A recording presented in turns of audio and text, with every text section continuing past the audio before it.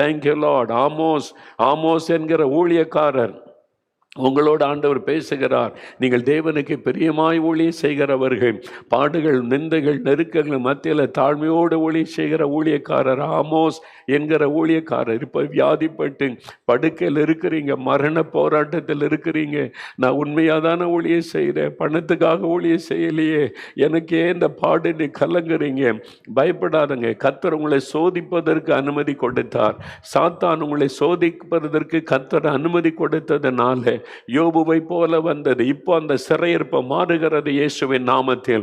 இப்பொழுது அந்த சிறையிருப்பு மாறுகிறது இயேசுவின் நாமத்தில். கட்டுகள் அறுக்கப்படுகிறது, மரண போராட்டம் மாறுகிறது. எனக்கு பிரியமான ஊழியக்காரரை ஆமோஸ், எழும்புங்க இயேசுவின் நாமத்தில். இனி 2 மடங்கு ஆசீர்வாதத்தை காண்பீங்க.